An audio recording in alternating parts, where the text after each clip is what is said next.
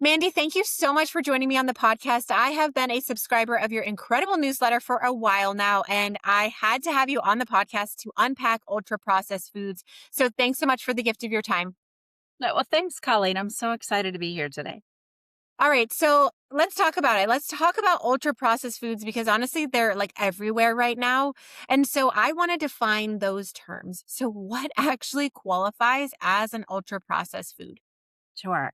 So, the most interesting part of the answer to that is that ultra processed food definition depends on who you ask. Nobody really knows what an ultra processed food is. Now, at a basic level, it means a type of food that has been taken and had some type of extra mechanical processing done to it, whether that's to make the food taste better, to last longer on the shelf, or to add some type of additional nutrition to it. And then that ultra processed food is put out on the market. So, at the basic level, what people don't realize is that this is purely a form of food processing. It doesn't talk about how the product tastes. It doesn't talk about what nutrition is in the product in general. It only classifies foods based on what type of processing it has. The most basic example of that would be that you could take an apple. Now, an apple unprocessed. You have picked this apple from the orchard and it's there. Then you might have something like an applesauce that you make at home. That's what we call minimally processed, right? Then you might have an apple flavored nutrition bar wrapped in a package sold on a shore shelf, and that would be called an ultra processed food. I love that you had said it depends on who you ask because this is so true. And really, like, it's such a demonized terminology and there's so much fear behind it. And so, walk us through the classification system that a lot of people are using, the NOVA classification system, and explain, like, what was it originally designed to do and kind of your thoughts on that classification system. Absolutely. And when you mentioned the part about people not knowing what this means, I think I said in one of the newsletter editions that I asked 5 different people what ultra processed foods were, and no one gave me the same answer. So it's one of those things that people say, well, I think I know when something's processed. But how we actually say something is or is not an ultra processed food is how it ranks on this NOVA classification system. Right. So this system came about because researchers in Brazil who were actually studying malnutrition realized that the Brazilian diet was changing a lot and becoming much more heavily inundated with a lot of prepackaged and processed foods. So those researchers came up with this classification just as a way to be able to figure out what are people eating at home that is sort of they're making it themselves, they're using more traditional ingredients versus what are they buying off of a store shelf. That's how it started out. So they broke this NOVA classification down into 4 different categories. So that first category is what you would call minimally processed or not processed foods. So again, these are going to be things like your fresh and frozen fruits and vegetables, legumes and nuts that are just picked and don't have a lot of added sugars and salts and flavorings, just basic things like that. People a lot of times don't realize that fresh meats and things will also go in that category. Then they have category two. Category two is basically the things that you cook with. So it's things that have been processed so that you can use them to cook with other things. They call it processed culinary foods. So what does that mean? That is going to be things like your seed oils. So canola oil, olive oil, rapeseed oil, things like that. It's also going to be some of your different spices that are picked fresh and then ground down and bottled up in a store. It's going to be things like butter, lard, those types of products that, again, we're going to cook with. Then they took it down to another category, category three. And this is where people get confused a lot is with category 3 and 4. Three is processed foods. So what does that mean? It means you took something from category 1 and category 2 and you mashed them up together to make a food. So that a lot of times is going to involve foods that we don't necessarily think about as being just regular processed versus ultra processed, like beef jerky, bacon, canned vegetables, things like that. Then those ultra processed foods are the foods that have the highest level of processing. So what does that mean? It means that you have gotten things like emulsifiers, flavoring agents, extra types of fiber, so extra things such as carrageenan, maltodextrin, sugars, so that you can alter that product enough that, like we said earlier, lasts on a shelf longer. right? Or it has extra flavor enhancements.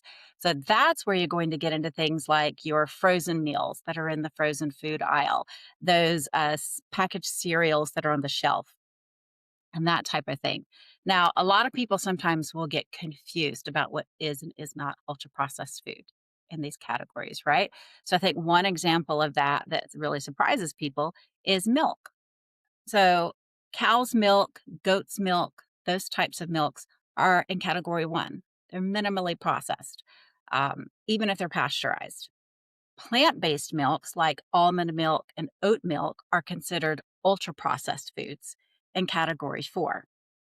So, those will confuse people. The same thing with a food like yogurt.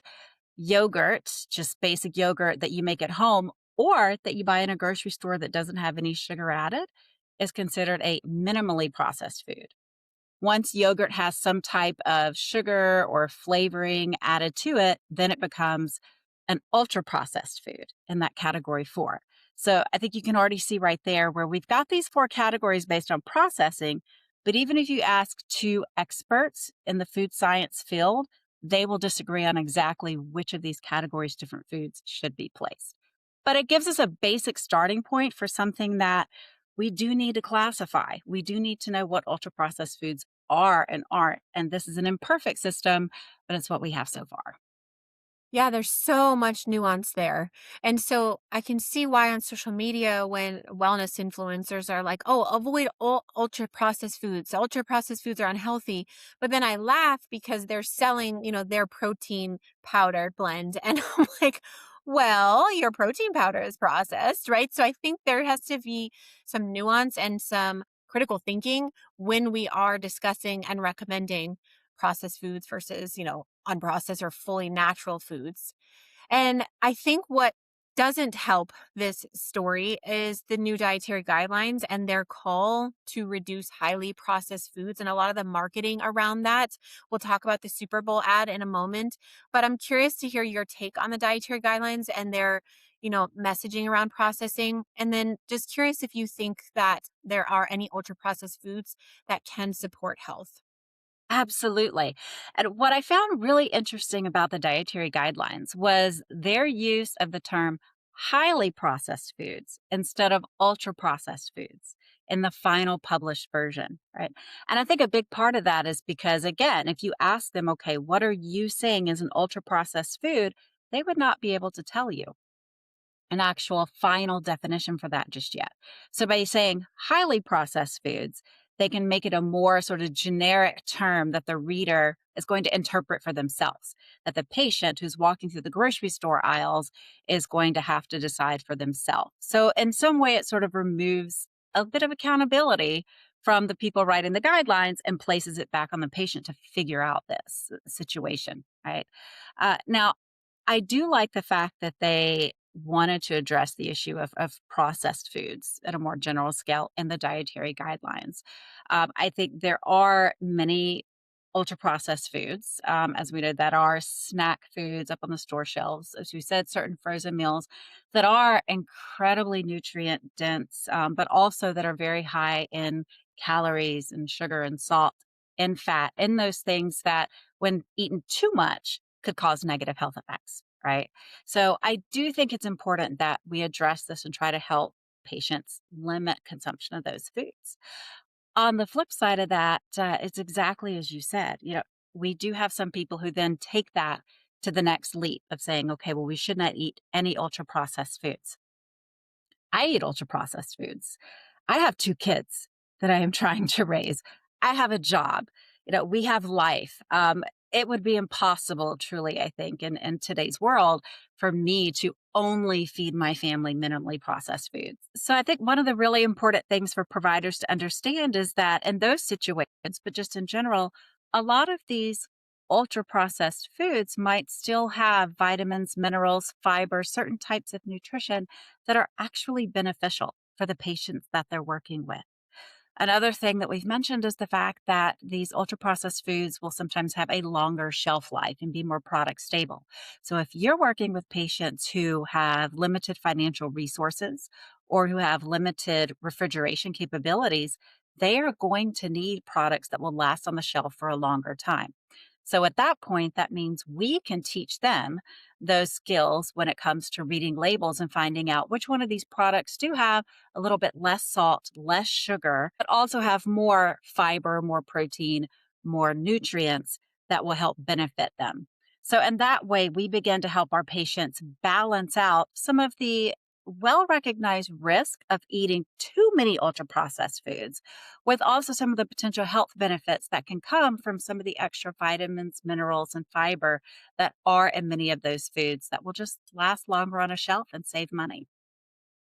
Yeah, it's not an easy recommendation to make. Oh, just don't eat processed foods, right? It's not as simple as that. And so, before we get into unpacking an article that you broke down in your newsletter, I really would love your take on the infamous Super Bowl Mike Tyson ad that stated at the end, processed food kills. And this is jarring language, and it got the attention of a lot of Americans. And so, how can we respond if our patients are asking about this? And maybe if they're a little bit afraid, like, oh my gosh, I do eat processed foods. Like, is it literally going to kill me?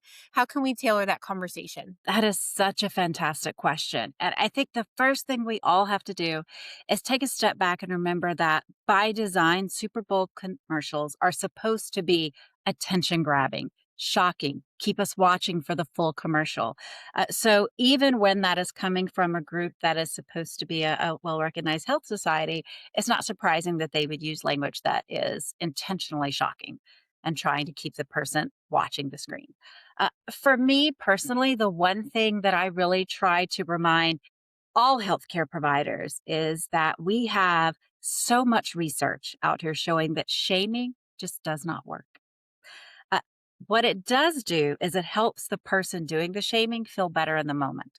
It's usually done in a situation where we feel like we don't actually have much control over the other individual's actions and decisions, but we want to help them. So it is the one thing in that moment that we feel like we can do. But we have to remember that really it's something that's designed to make us feel better, not to actually help motivate another person for meaningful change. So whenever we hear a message like ultra processed food kills and some of the other, frankly, inflammatory language around body shapes that were used in that commercial, we have to help patients understand that the dose makes the poison, right? So if you are eating all of your diet as ultra processed food products, then yes, you might very well have some negative health effects. But if you are including ultra processed foods in a diet that comes from a variety of different sources, or if you're making a point to find ultra processed foods that do have other healthy, nutritionally positive things about them, you are going to be fine. And the fact that you're doing any of these things to make positive health changes for you is going to be much more meaningful at the end of the day than a few dramatic words in a commercial that lasted all of 30 seconds. Yeah. I had so many thoughts about that commercial. I Yes. actually wrote a LinkedIn article on it. I read that LinkedIn article. It was fantastic. Oh, thank you. What? Yeah. So if you guys want to check it out, I'd love to hear your thoughts as well. It's linked down in the show notes. Let me know what your thoughts were on that article. I'd love to connect with you on LinkedIn. Okay, so let's talk about this article that you unpacked in your newsletter. It was a randomized controlled trial, and the researchers saw that both the ultra processed and minimally processed diets improved health when they were designed to meet dietary guidelines. So I think that's really interesting. So if you can unpack that, and what does that tell us about the overall dietary pattern versus processing alone? Because I think this is a crucial conversation to have. Absolutely. And these researchers did something pretty clever. They had all of the study participants serve as their own controls, right? So every person in the study followed both diets. For 4 weeks, they ate a heavily ultra processed foods diet. And then for 4 weeks, they had a minimally processed food. So this is completely opposite ends of that NOVA classification system that we talked about earlier. But they tried to match the foods up for calories and nutrition content and types of foods. So that was pretty nice. So they tried to make it about as consistent as you could. At the end of the study, it was kind of exactly as you said. They found that there actually weren't many differences at all in the health effects for these two diets, right? So on the first glance, you would say, well, but ultra processed foods, minimally processed foods have been shown to have majorly different health effects in other research studies. The key was they tried to make this ultra processed food diet consistent with the United Kingdom's dietary guidelines. So they said, can we take ultra processed foods and make them have enough protein, enough fiber, be a little bit lower in salt, and provide all of those necessary vitamins and minerals that we need? And that seemed to be the key. When they did that, they found that both groups lost about the same amount of weight. Both groups had sort of moderate differences in cholesterol levels, blood pressure, sort of improvements over time. And there really wasn't a whole lot of difference and how these groups responded. Both groups ate fewer calories, which again makes sense. It's not your usual diet. So even though you're told to not worry about calories, you're still going to have a little bit of difference in your health effects. But what it really showed was that whenever you eat a quote, well designed, ultra processed foods diet, that you are going to be able to do this and have an overall positive impact on your health. So I think that's an important message for those of us who work with patients to really get across is this fact that yes, we don't want to have every single food we eat be ultra processed, but we see in the evidence right here that at least over the course of a month, this was only 4 weeks long for each of these diets, so I can't speak to longer. But for about a month, we see that a well designed diet that includes ultra processed foods is perfectly healthy in the sense that patients didn't have really bad blood glucose results. Their blood sugar levels were fine. Their cholesterol levels were fine. So we can't really say in this case that there was any harm done as long as they were meeting the dietary guidelines. And I think that is a really important message to get across to our patients because we hear so many negative stories in the sense that if you're eating ultra processed foods, you're done for. There's nothing you can do to improve your health. If you're doing that, we can't do anything to help you. And that is simply not true. We can absolutely still have good health results even when you're eating processed foods.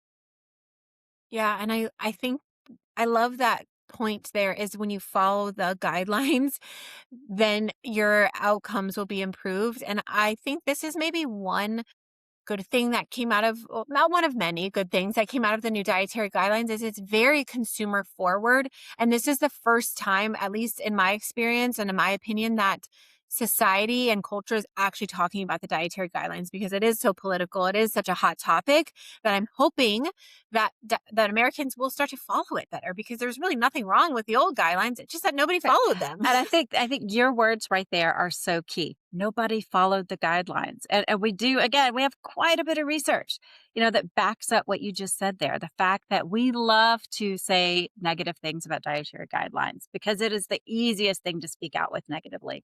Uh, People just, they haven't followed them. They haven't. And I think that is not something that we can blame on the individual patient, right? It's just as society, we make it hard for people to do this, to follow the guidelines. So I agree with you. One positive is absolutely that we've had a lot of publicity around these dietary guidelines, probably more than what we've seen in decades. So hopefully, as health professionals, we'll be able to take that publicity and continue to push those conversations with our patients to say, okay, this is what you've heard, but now let's really dig into the details and see how we can make these guidelines work for you personally.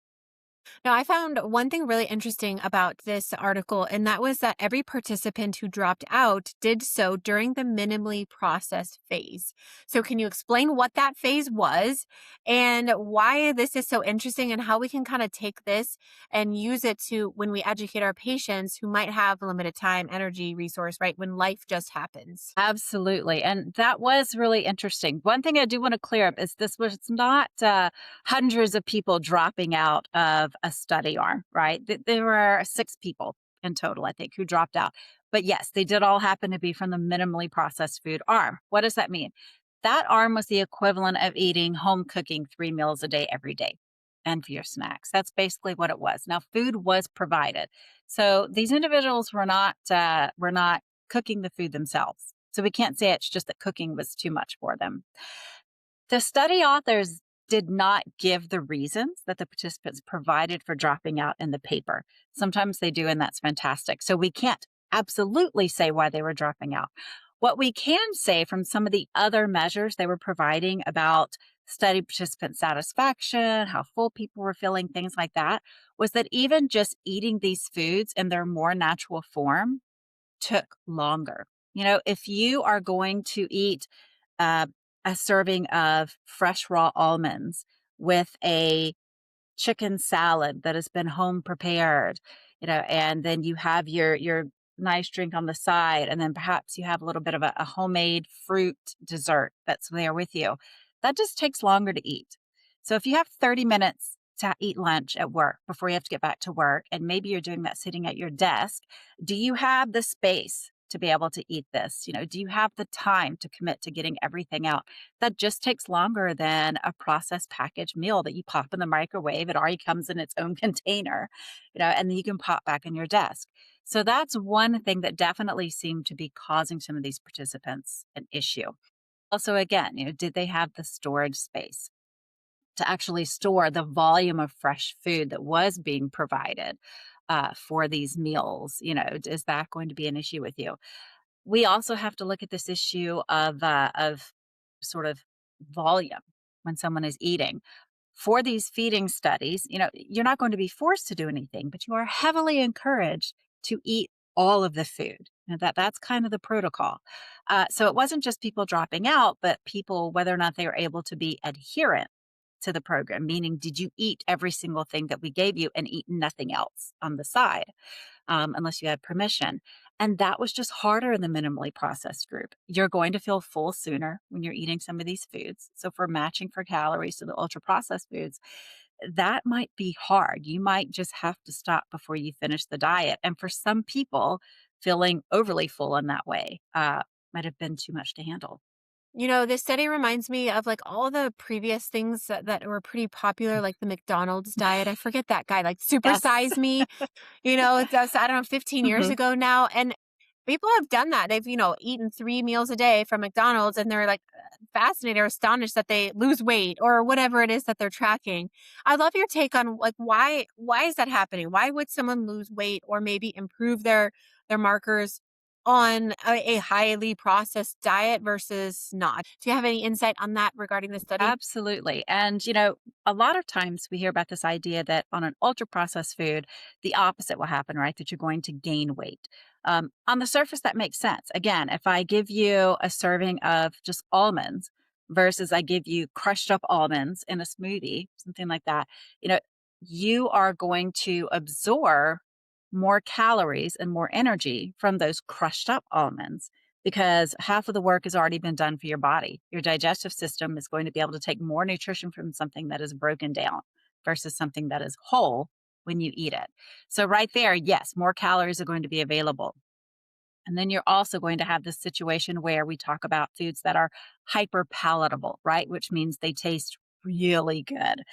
So it's going to be something where maybe I would have eaten 5 pieces of this casserole, but man, this thing tastes amazing. So without even really realizing it, now I've eaten 8 pieces instead. So we see that a lot with ultra processed foods. But in this case, again, these ultra processed foods were selected to have a little bit less sugar, less salt, more vitamins, minerals, fiber, that type of thing. So, a lot of those properties that we tend to think of making ultra processed foods hyper palatable and making people want to eat more calories and absorb more of what they eat aren't necessarily going to be present in a ultra processed food diet that is matched to those dietary guidelines. We're taking out some of that extra salt and sugar that makes you want to keep eating no matter what. And I think a great example of that is going to be that they used jarred pasta sauce and frozen pasta sauce, marinara sauce in some of these meals for the week. And in that case, you could have a pasta sauce that has a ton of sugar, a ton of salt in it, or you can select one that has much less sugar and much less salt. Both of these jars of pasta sauce are considered ultra processed foods, but the second one has significantly fewer calories than the original first version. So, in that case, even if you eat the same amount, you're going to eat less foods.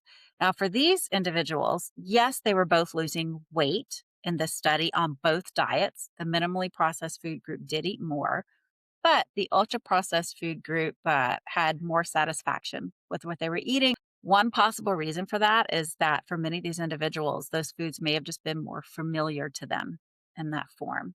It may have been a little bit closer to what they were used to eating anyway. So even though they would get fuller sooner with minimally processed foods, The ultra processed foods were just a little bit more of a comfort food situation in some cases. So they were still able to eat fewer of them. I'll say though, I will add this one note. One thing we cannot rule out here is the fact that for some of these individuals, the amount of food, the types of foods and the calories could have still been worse overall for their typical diet than the ultra processed foods diet was, especially since it was designed to meet the dietary guidelines, right? So you try to give people who are in your research study a little bit of a lead in time. So you say, okay, we know that what you're eating, even to our what we would consider experimental diet, might be worse. So I want to have everybody eat the same diet for a week or two and then start the research study diet. But the truth is, even then, that might not be long enough for the body to adjust. So we can't rule out the fact that yes, people are losing weight, even though it wasn't meant for them to lose weight on this diet. Their cholesterol levels are going down. It could in part just be because the diets they ate normally every day still had a lot more negative nutrition properties than the experimental diets in the study. Nutrition research is so fascinating. I mean, It's it's never so boring. difficult to draw conclusions. Yeah, it's never boring. That's right. Okay, I want to end our conversation with a very popular narrative that ultra processed foods are as addictive or even more addictive than drugs like cocaine. So I would love if you could unpack the NIH dopamine study and just share your perspective when we do have patients or even see people online who are claiming this. How can we respond? So, a team of researchers at the National Institutes of Health actually did this research study to look at what happens to brain dopamine when someone eats ultra processed versus not ultra processed foods, because they thought that they were going to see that ultra processed foods were just as addictive as drugs. So, they actually did this study to prove their hypothesis correct, right? Basically. And the results that they saw were completely the opposite of what they had expected to see. So, what they found is that the brain dopamine signaling was completely consistent, whether someone had ultra processed foods or minimally processed foods. There was no relationship with the degree of food processing and how the brain was reacting.